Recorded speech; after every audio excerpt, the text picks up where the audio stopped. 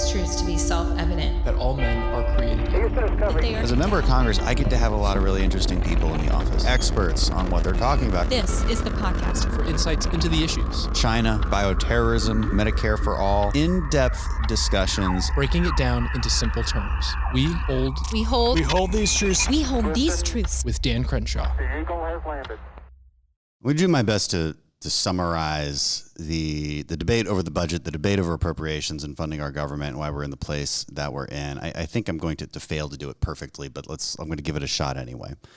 Every year we have to pass an appropriations bill or a set of appropriations bills. That's a little bit different than a budget, which we'll get into. We normally don't pass a budget, and if we do, it doesn't have a ton of authority. Appropriations is really where the authority is at, and so that always becomes a fight every single year. And then when we talk about government shutdowns, it's because of that. That's different than the debt ceiling, right? That negotiation happened earlier this year. These are two different conversations. It's also worth noting that when we talk about appropriations bills, we're talking about 25, 30% of total spending. 70% of spending is mandatory spending. That actually never gets voted on. We'll get to the meaning of that in a little bit throughout this conversation. But this fight always happens, and there's always a lot of grandstanding surrounding it. And so the particulars of this debate have to do with deals that were made due to the debt ceiling negotiation, an agreement to keep future spending levels at a reduced rate. They have to do with the fact that we didn't quite finish all of our appropriations bills either. If you don't finish them, the government runs out of money at the end of the fiscal year, and that's what we're running up against. And so the option there is to then pass what is called a continuing resolution. Now, this has like a really bad name, and especially in conservative politics. It's really just a budgetary mechanism. It just means we're funding the government at current levels for a little bit longer while we finish our new appropriations bills. And we couldn't even get that across the finish line within our own conference, even though this particular deal on a continuing resolution that was negotiated between members of the Freedom Caucus and the Main Street Caucus, even though it actually cut spending quite a bit. So it's actually falsehood to call it a continuing resolution because it does not continue past funding. It actually reduces it pretty drastically and also adds in our border security bill. This was still unacceptable to some who maybe made a campaign promise that they'd never vote for a CR. Why? Well, I'm not sure why, but there's something wrong with it. I think there's the devil's inside of it or something. We don't really know. And so we're stuck in this position where there's a demand now to get all the appropriations bills through. But even if you did get them all through, these are very conservative appropriations bills. They have no chance in the Senate. And you still have to pass some kind of CR before the government runs out of money, or you face a government shutdown, which maybe some are cheering for, but it's generally not good for the American people. Some are hit harder than others by it. Really depends on what you do for a living. But eventually it's unsustainable. And so we're running up against that timeline. And there's a real discussion about what will give conservatives the best leverage to get conservative wins. That needs to be at the heart of these discussions. And I think there's one line of thinking which says shutting down the government and whatever, doing this kind of dying on the hill will somehow strengthen our hand. There's another train of thought, which I think would be my opinion, which is you've got to start early in that negotiation, the way we did with the debt ceiling negotiation. The deal we'd struck on the CR with the border security bill, that seemed like a good place to start. Have no chance in the Senate, of course, but at least it's a place to start and shoves the ball back in their court. And we usually can see wins out of that. We're coming up on a deadline now where that may not be possible. But I want to help everybody understand what the heck is going on here, how we even do budgets in the U.S. Congress. And so I have a good friend of mine who I think is well positioned to help us with this conversation and lay out some of these details and some of the drama inside baseball that's going on up here. Representative Steve Womack, former chair of the Budget Committee. When I showed up to Congress, like many freshmen, I was put on the Budget Committee, and then I was under the tutelage of your chairmanship, which I think was great. I actually learned a ton, and I appreciate that. And you also serve on the Appropriations Committee. So you're just well suited, I think, to have this discussion and help explain to people in layman's terms what the heck is going on. What did I miss out of that summary? Not much. I thought it was an excellent summary. I think it's important for the purposes of this podcast to basically amplify on some of the themes that you just talked about. But let's first of all agree that the budget process that Congress is pretty much obligated to go by is just broken. It doesn't work. It's antiquated. 74 Budget Act, and I could drill down on it and just bore the heck out of this audience, but and I won't do that. But we just ignore it, which is pretty much what's wrong with Washington. There are too many ways around the process, and when you can call an audible on a process like that, you're borrowing trouble. So let's just go back and review where we are. First of all, we took the majority, albeit a slim majority, and we knew coming in that it was going to be difficult on us on a lot of fronts because we had a 222-seat majority. We could only lose like 4 or 5 people on any given vote, and we just lose. So we knew that was going to be a challenge going in. And we were operating off of a big omnibus package that was foisted on the Congress right before the end of the year. And in December of 22, we voted on the 23 Omni, not an ideal situation. I happen to have voted for it, and I'll tell you why, because I was very concerned about continuing the funding based on 2022 numbers and the impact it was going to have on national security. It was like $40 billion. It was going to be a disaster. And I was afraid that we were going to walk into this new slim majority and be kind of handcuffed in getting work done, which would have meant that we might not be talking about the 23 continuing numbers. We might be talking about 22 continuing numbers. It would be horrible. So, but that said, the speaker, to get elected, had to cut some deals. And one of the deals was he said he's not going to put an omni on the floor, an omnibus package, that we're going to do 12 appropriation bills. So he started making some commitments to buy those votes. And then the outlier right now is the fact that he agreed that one member can bring a motion to vacate, and that's going to hang over his head for the duration of his speakership, because one member can offer a motion to fire the speaker, and it's privileged, and it would be voted on. So that's one set of circumstances. President gave us his budget very late. It was like 45 days late. And so the House Budget Committee and the Senate Committee did not do budgets on time. They were behind at the get-go and still didn't do budgets. In fact, the House Budget Committee has now produced a budget 10 days before the end of the fiscal year. So you can see kind of the disconnect there. No budget, no ability to outline your priorities and establish fiscal targets and that sort of thing until 10 days before the end of the fiscal year. And the reason they were not under any pressure was because Speaker McCarthy and the White House negotiated the debt ceiling deal. Because we were about to default on our debt, and we didn't because they cut a deal, and in part of that deal, they came out with what we call top-line spending numbers for discretionary spending. Which is basically a budget. Which is basically the budget. So, and it's important to note that, just to clarify. So when we say a budget versus appropriations, the budget is those basic top-line numbers. Like when you were chairman of the Budget Committee, you came out with a budget, how many pages is that thing? It's not as many pages as an appropriations bill, right? It's a book. It's still a book. Okay, it's still a book. Thick, yeah. But then how is it different than appropriations bills? Because a budget is simply an outline of what your priorities are and where you're going to be spending money, and it kicks out what we call a 302A. So if you hear the word 302A, just think one number, big top line number, that says this is what we're going to write discretionary bills to. So the budget produces the 302A, then the appropriators take that 302A, that top line number, and then they break it down 12 ways, because there are 12 subcommittees on appropriations. And that's naturally the 302B. So you get your top line number from the debt ceiling deal. The Senate immediately began to work on their appropriations at that number, and then you know what happened on our side. That number wasn't good enough for a lot of our members, and they started demanding cuts to that number, and that caused Speaker McCarthy to declare Well, the top line number was never a ceiling, or never, the floor. It was just the ceiling, and we can mark our bills cheaper.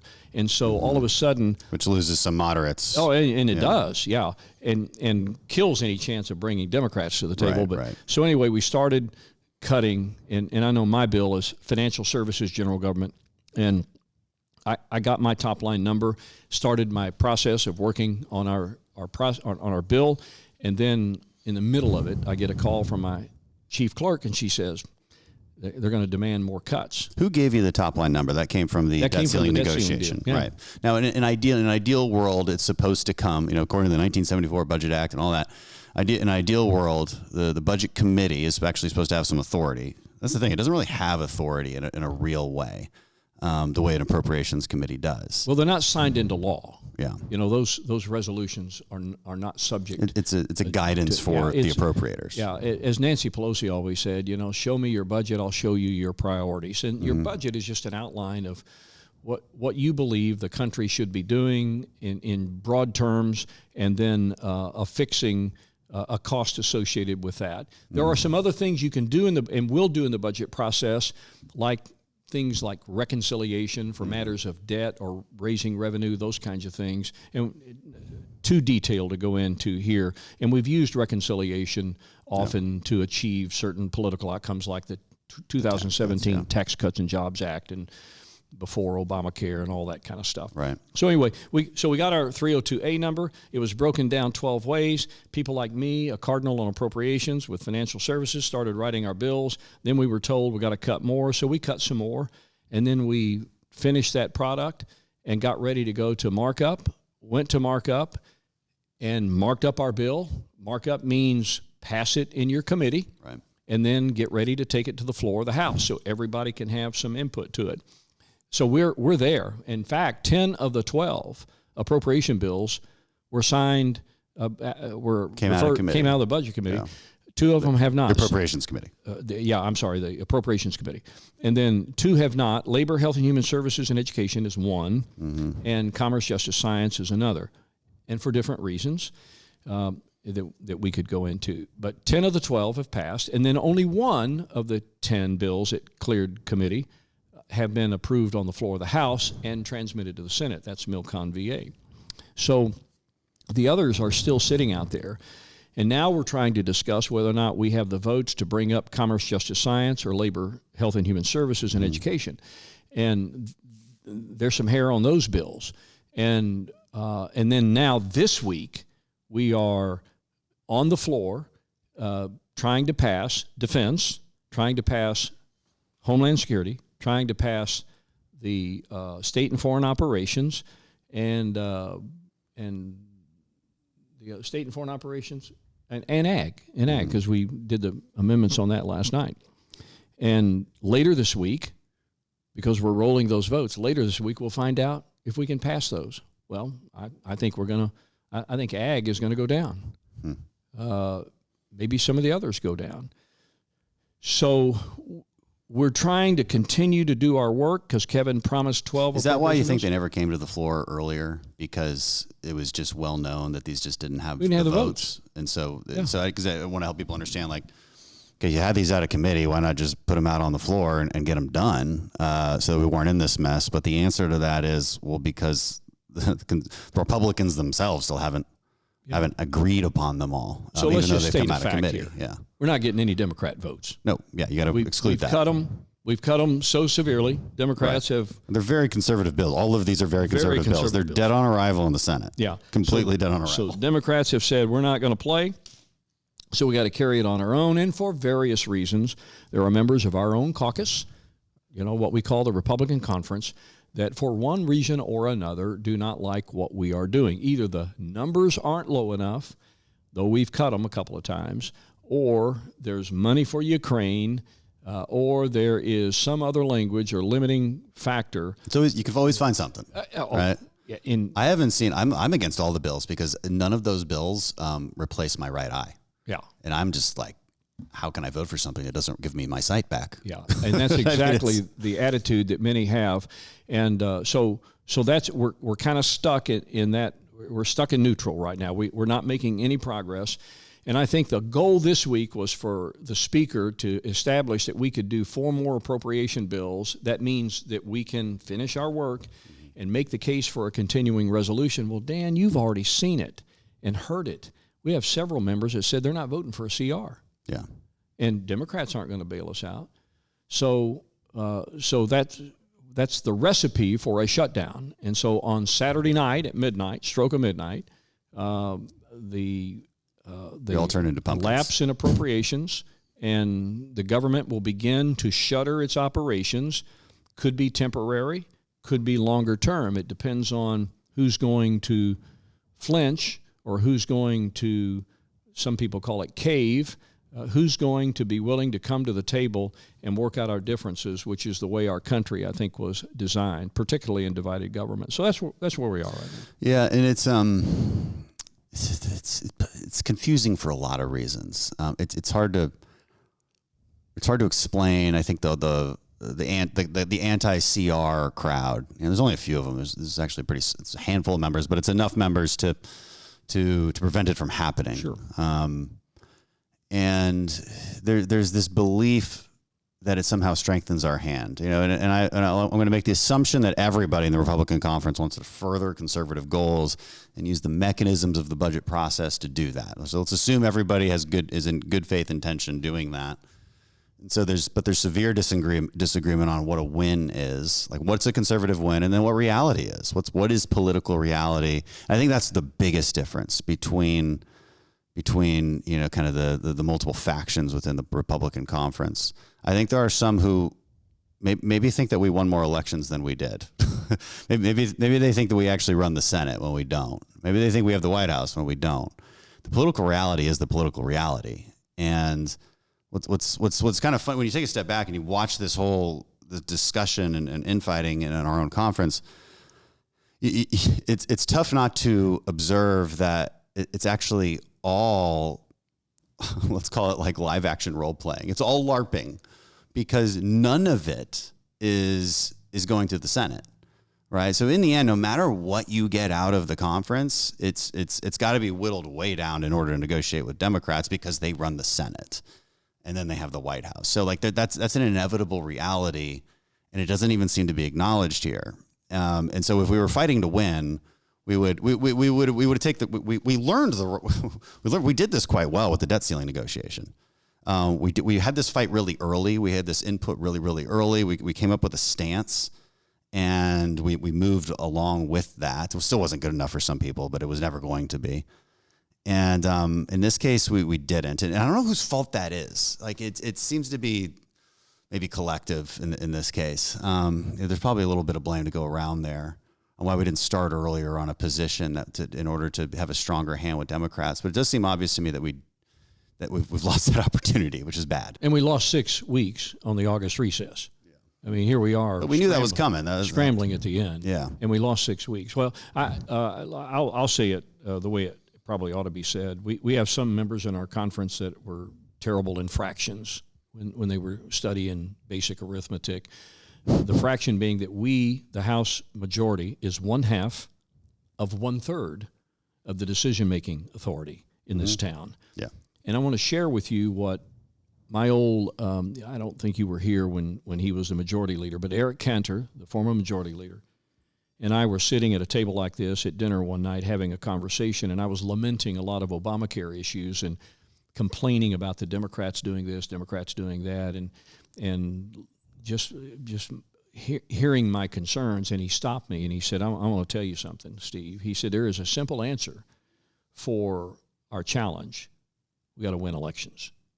And let me tell you, if you continue down this path, not you, but if the GOP continues down this path, winning elections is going to become problematic for us, because we're going to look like that we're just kind of dug in, that we're not team players, and we're not willing to negotiate, and that whatever harm comes from a government shutdown, no matter what the pain is inflicted, that we're going to kind of seem like we don't care. And I think we've got to do a better job of keeping it simple and understanding what we are capable of getting. I mean, we're on our own 10-yard line. Mm-hmm. And we don't need to throw a Hail Mary pass.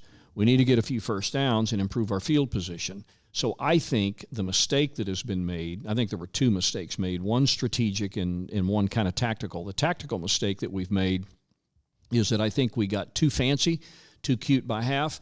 We started arguing over numbers, and Senate Republicans and Senate Democrats are marking to the debt ceiling deal. Right. And I think we should have accepted that's just a fact, that's a reality that we're going to have to live with, that we don't have the horsepower to change those numbers. Right. And then come back on top of that and do something about border security and say, we'll take your numbers, but we want this on the border, and that is a 75% issue for us in this country. It's simple. It would have probably been accepted by Senate Democrats and Senate Republicans, maybe not all, but enough.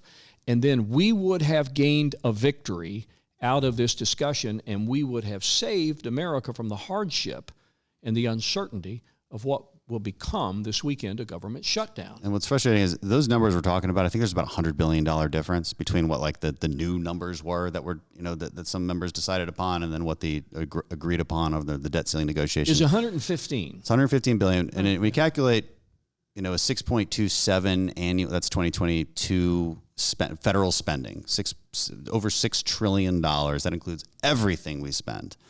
So that's about 1% of that. Yeah. Literally arguing over 1% when some of us want to take a step back and say, look, the 1%, right?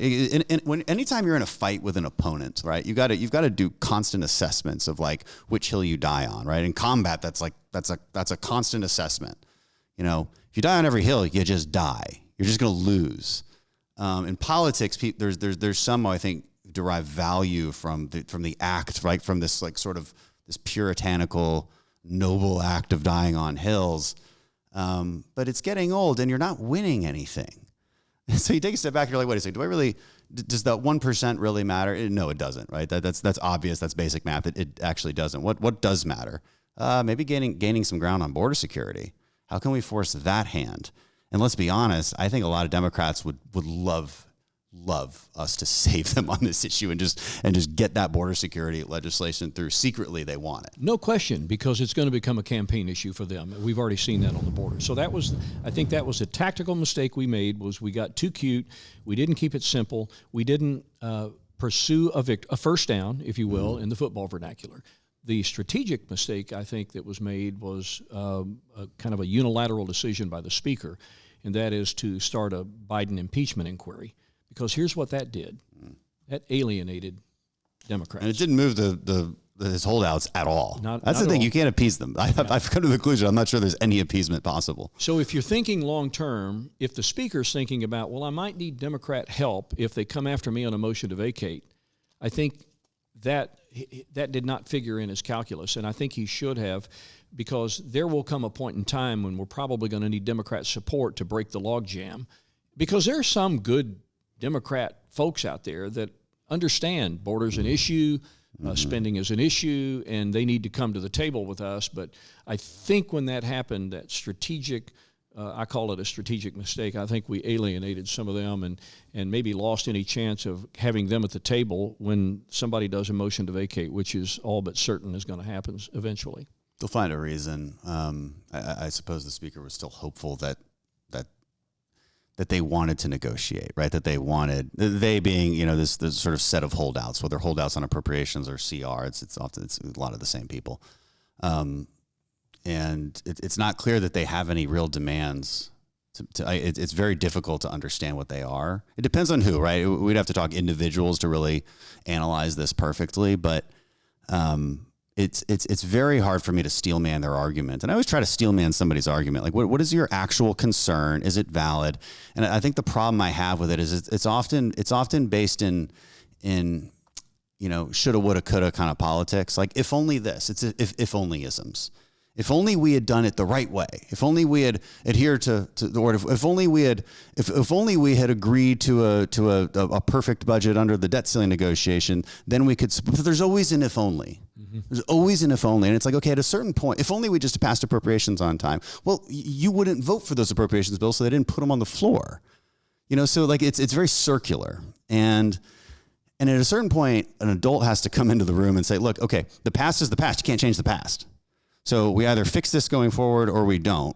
And also, there's another strange dynamic that happens politically here, which is this group, I think there's a lot of personal animosity towards McCarthy, first of all, but they demand, maybe rightfully so, that the speaker relinquishes some of the traditional powers of a speaker, right? That was a big part of the speaker's race. Okay. But then you can't also then demand that the speaker has special powers to give you special favors. And there's almost like this belief. And sometimes secretly. I still don't know what they are. And it seems to me that there's sometimes this belief that like the appropriations bills actually just come out of the speaker's office. And I'm like, the speaker he's not a dictator. There's other members. This is a democracy, right? And it's messy. And there has to be some acknowledgement of that at some point. And, we do this podcast because I want voters to understand this, right? Because voters in these districts, in people's districts, they'll support this because it feels like entertainment, but it's not entertainment. This is real stuff. We look foolish. There's serious things the government has to do that I promise you'd support. Yeah. There's things we don't like it doing, but you live in a democracy. So what is the enemy? The enemy is status quo. The enemy right now is the status quo. That's what we all ran on. We're trying to change the status quo. I would argue that if you can't get first downs or incremental progress in your policy discussions and in your spending numbers, if you can't do that incrementally, you are simply asking for the status quo, which is what we're trying to. That's what blows my mind, is that we want to beat the status quo, but people want to throw Hail Marys instead of go get first downs. And I think if we would have done the incremental thing since I've been in Congress, we would be in an amazing situation right now with regard to deficit and debt and some of these policy issues. Plus, I think it helps keep the crowd on our side. We wouldn't lose elections. And helps us do what Eric Cantor said you've got to do. You've got to go win elections. And sustain them. Last thing I'll say on the politics on this is that it's highly likely that this obstacle-driven and obstacle-obsessed antics will almost surely result in a more liberal budget, a more left-wing budget, sure, with more spending and certainly less provisions on border security than we would have liked, because it's gotten so late in the game, and we will be blamed for this. And that it's kind of easy to see how this plays out if we don't act very, very soon. Because the alternative is you get jammed with a Senate CR, or there's Republicans who've openly said that they will just vote for a clean CR via a mechanism called a discharge petition, which the speaker couldn't stop if he wanted to, and then you get nothing. And so it's really hard to see a path to victory with the tactics being taken from these holdouts. And I'm saying that with all honesty and without criticism, really. It's just objectively hard to see how you get conservative victories out of that. And that's frustrating. If you have anything to add, go ahead. But I want to get a little nerdy on budget process after that. Let's do that. Let's go ahead and do that. I think we're kind of we've sort of assessed the politics of it all, and I think the current situation. But you said something in the beginning, which was that the budget process is broken, and we hear that all the time. It is a common refrain. But it's also not obvious how to fix that budget process. So what's your top 3 craziest ideas if you were just if you were just rewrite, and I would say constitutionally rewrite it, because the thing about laws is, like you said, we just call audibles and just change the law, being lawmakers. So whatever the budget process is, we can just change it. So what were the crazy ideas that you would do to change it? Well, first of all, if you want to have absolute certainty in what you're trying to accomplish, it needs to be done in the Constitution. I mean, that's the only thing that can constrain members of Congress. And frankly, what members of Congress need is they need that constraint constitutionally, so they have something to blame on the reason they had to vote a certain way because of the Constitution. Right. I mean, that's what we took our oath to, and I've committed it to memory. So that when you say that you will support and defend, it's not a party, it's not a a potentate, a president, a personality. It's not. It's the Constitution of the United States. So the first thing we got to just get on the table is, if you want to just really drill down on it, you gotta enshrine it in the Constitution. Absent that, there will always be some kind of end around. So here's what happened. In 2018, when I was chair of budget, Paul Ryan, who was at the time our speaker, wanted to do budget process reform. It had been on his heart for a long time. He was budget chair, then Ways and Means. And he asked me, called me in his office one day and said, look, I'm going to appoint a joint select committee on budget process reform. It's going to be 16 people. It's going to be 8 members of the House, 8 members of the Senate, 4 equally divided, Republican and Democrat. And I want you to, as the budget chair, I want you to co-chair it with then the Appropriations chairwoman, Nita Lowey. And I said, no problem. Nita kind of ceded the leadership to me because she was about to retire and, kind of tired and getting up there in years. And so it was basically my program. And we had a good committee and developed some good friendships out of it. But we went 9 months holding hearings and discussing what changes could we make to the 74 Budget Act that could help us avoid government shutdowns, help us avoid CRs, help us avoid omnibus packages, and put Congress back on a path. And we came up with a lot of really good ideas. Some came into our proposal, some did not, for various reasons. But here was my challenge. Unlike the process that led to the sequester, the Budget Control Act, where all it took was one member of the other party to join you, and then you could get your way. In my case, the threshold for passage was I had to have 5 Republicans and 5 Democrats. So my threshold was much higher. When we took our final vote in November of 2018 on the Joint Select Committee, and by the way, we had expedited procedures in the Senate, so if this passes, it means it's not subject to a filibuster in the Senate. A really, really good thing for us. But when we took the final vote, I had 5 Republicans supporting the measure, and I had 2 Democrats. Still didn't. But I had 4 Democrats vote present. Okay. Voted present. They supported the package, but here was the rub. Because I had expedited procedures in the Senate, Democrats were afraid that what we would produce would be used as a vehicle to move something else. And they didn't trust Mitch McConnell because he was majority leader. So we got left at the altar, but we had some really good provisions in there. We were going to do biennial budgeting. In other words, let's do a 2-year budget. Most state governments do it that way. Federal government should do it that way. Do a biennial budget, do annual reconciliation, annual appropriations, although some people wanted biennial appropriations. We settled on annual.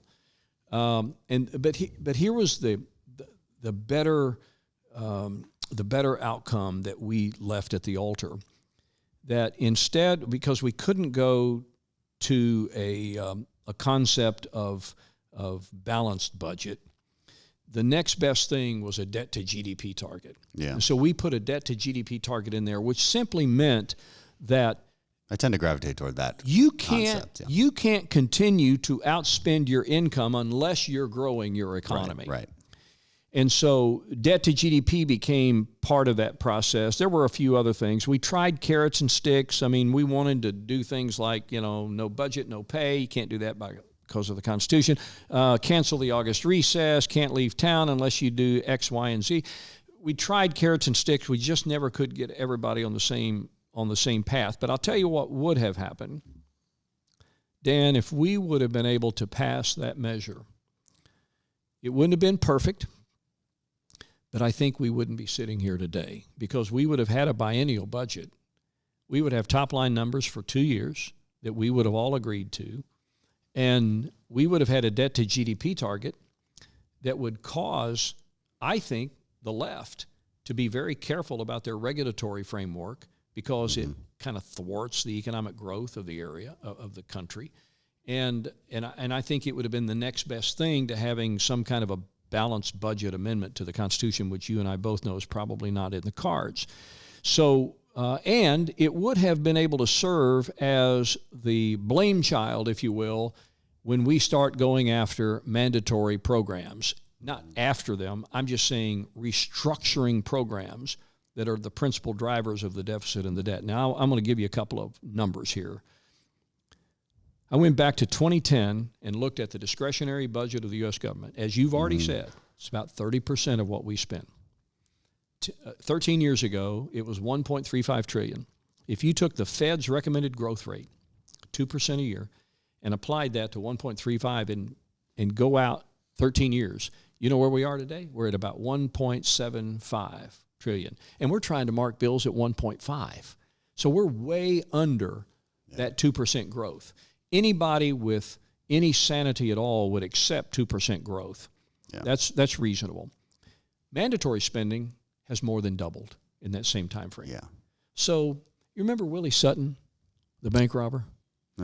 Sure. When they arrested that cat, and they said, "Hey Willie, why do you rob banks?" Because that's where all the money is. He said that's where the money is. I've heard that.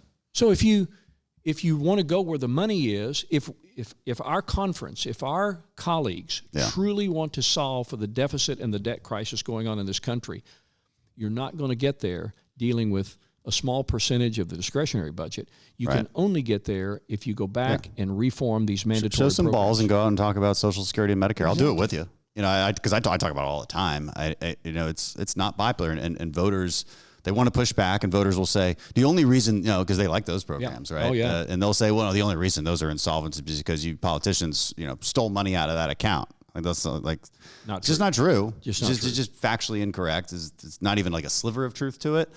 Well, there might be a sliver in the sense that you buy bonds with it, but in the end, that actually makes the programs more solvent because you get an interest off of it. So it's not really. There's just no truth to it. It's a simple demographics issue where you just have more old people than you used to. Yeah. And I'm really passionate about this issue because it's my generation that gets screwed. And so I have no problem saying it out loud. But I would like some of these so-called budget hawks, and I put that in quotation marks, to fine, make a big stink about it. And the excuse is always, well, if we don't start with the small stuff, we'll never get to the big stuff. What a bullshit excuse. That is a bullshit, cowardly thing to say, and I hate it when they say that. No, start with the big stuff, like a real man. I don't go into a bar fight and pick the smallest guy and work my way up to the biggest guy. That's what a coward does. Yeah. So don't give me that bullshit. Sorry, it's my podcast, so I can say whatever I want, and you can too. I love it. but it's like, no, you start with where the money actually is, and let's all take that hard political. I realize that President Trump might run campaign ads against you, but I'm sorry, but he's siding with Democrats on this issue.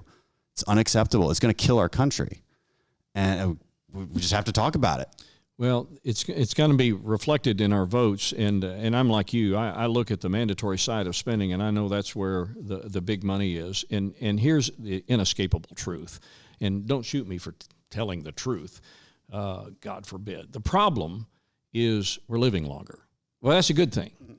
We're living longer. Technology, medicine, better health habits, those kinds of things. When all those programs that we pay people to be in today, Social Security, Medicare, Social Security in the 30s, Medicare in the 60s.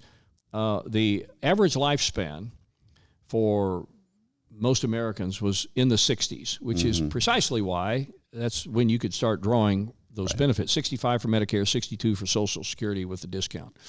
So that happened. And every morning when I get up, first thing I do when I go on my local press, my local paper, I go to the obituary column first to see if I'm in there. If I'm in there, it's a moot point. But I'll look at the age category, and every year, every day, it's 90-something, 80-something, 80-something, 70-something. I mean, most of the people that are dying have lived far longer than the projected lifespan when those programs and so.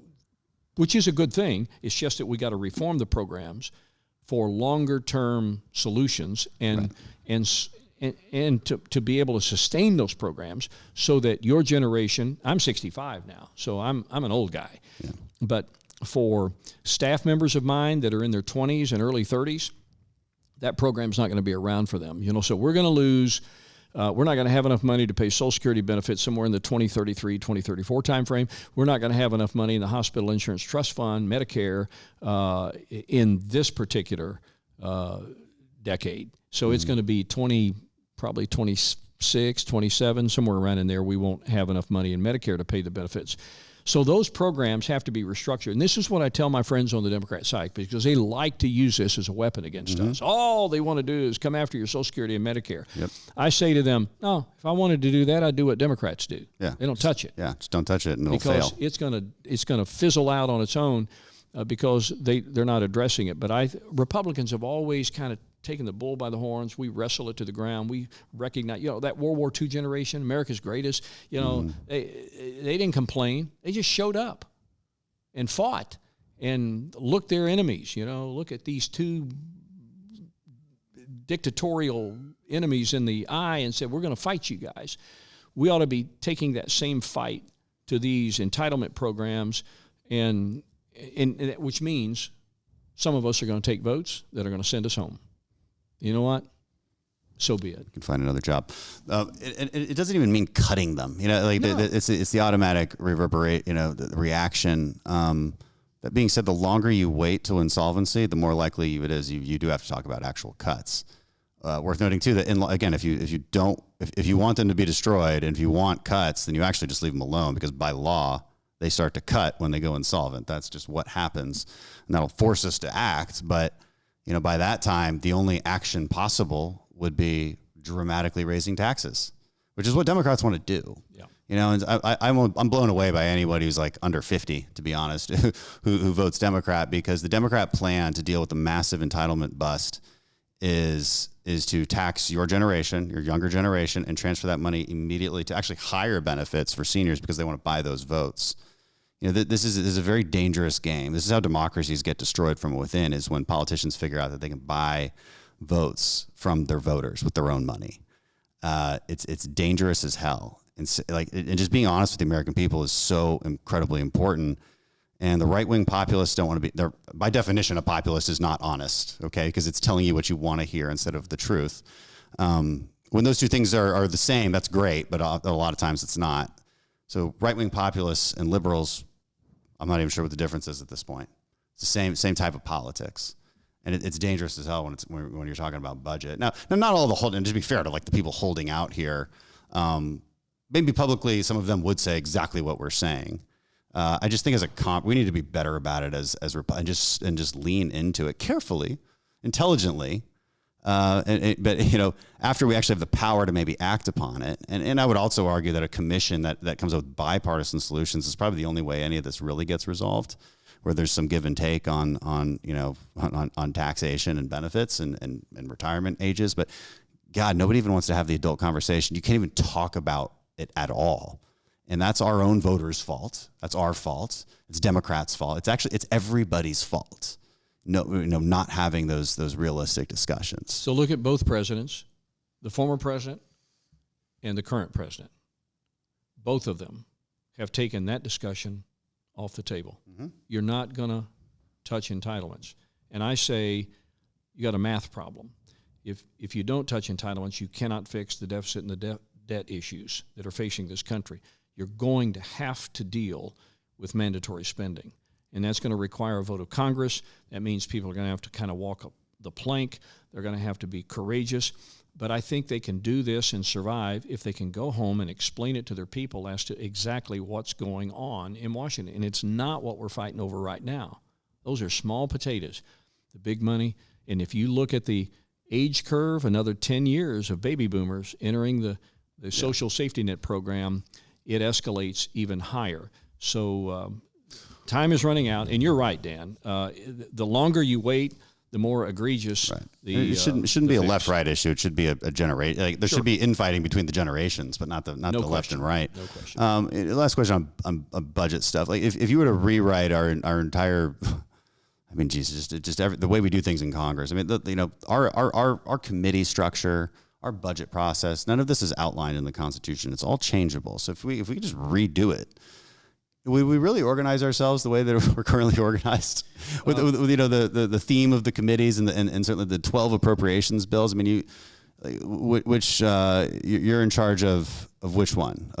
Say it again. Financial services and general government. So I go from Department of the Treasury to the Executive Office of the White House. Right, and you got to wonder, like, does that make sense? I don't know. Doesn't. And then make there's a like lot of labor sense. and human. Labor, health and human services and education. And you're like, okay, I guess that these things are related, but it seems kind of strange, doesn't it? Yeah, I would probably have fewer titles and probably pack a little bit more in each of the titles, and I would do a redistribution. But I will tell you one thing. You know, we started this conversation about budget committee, and that's where my expertise has been. There was one change that I wanted to do in our joint select committee that I was unable to get into our report, but I would do this, and that is the budget committee under my speakership would be made up of committee chairs from all of the relevant committees, Ways and Means, Appropriations, et cetera, maybe not appropriations, but I would have the collection of budget chairs as the principal member of the budget committee, because they got work to do if we do this right. And I would mandate that those budget chairs be the people that draw up the budget. Then when the budget is presented and passed, then for future meetings of the budget committee, a surrogate designated by that committee chair, because they're busy, could appoint somebody to stand in their place for oversight hearings and those kinds of things. That's one change that I would make, because heretofore, the budget committee has been loaded with people that you don't really have a place to put them. Yeah, so we're you just freshmen, throw them on the budget committee. And so it's made up of principally freshmen and sophomores who haven't been around here long enough to really understand just how complicated budgeting and appropriations actually is. So that's one change that I would make that I think would be for the better. But I would probably cut it from 12 titles maybe to 10, could justify 8. And empower those cardinals, those chairmen of those committees in a special way so that they could actually. I like the idea, because right now there's not a lot of connective tissue between the authorizing committees. And people are trying to explain the difference between authorizing and appropriation. Authorizing meaning you authorize the existence of a program. It's like building the pot, but the appropriator's got to fill the pot with money. But somebody's got to build the pot. Right, that was a good analogy. One of my staffers used. I'll give them credit for that. But there's not a lot of connective tissue there. It always seems disconnected. So that would be an interesting. Was there pushback to that idea? I just think there was some turf protection going on with the authorizers. They just didn't want to load their committee chairs down with any more work. But I would argue that the budget is probably the most important thing we do as a fundamental duty of Congress. Pass a budget, set your top line numbers, turn loose the appropriators to go mark up their bills, hopefully in June and July, take your August recess off, polish this stuff up in September and pass it. Get it done. And conference with the Senate, get it to the White House, get it signed into law. So on October 1, these agencies out here know exactly what they're going to do. They know what their budget is, and they take their marching orders from Congress, and here we go. 2-year budget, repopulate the budget committee. I'd do the debt to GDP thing, because we're going to need something if we don't have a balanced budget amendment applied to the Constitution. And then one other thing I wanted to do was I thought it was important to change the fiscal year date. I was unsuccessful. I just don't like September 30. September 30 sort of sneaks up on you. Means no, it does. It sneaks up on you. But I do think end of year, where most businesses are on a 31 December end date, and I think that is a better target for us to kind of plan for. But right now, what are we looking at, Dan? We're looking at lapsing appropriations on the 30th of September and the potential to lapse appropriations later at the end of a continuing resolution. And if we don't do 12 bills by the 31st of December, we trigger a 1% sequester. Remember, that was part of the debt ceiling agreement. So I liked a January to December fiscal, but didn't have the horsepower to pull that off. But, See where it goes. Yeah.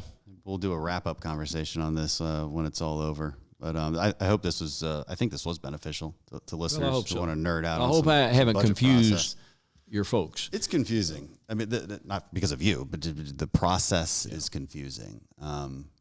And hopefully this illuminated it a little bit. Steve, thanks so much for coming on. Always an honor. Thank you. All right. Take care.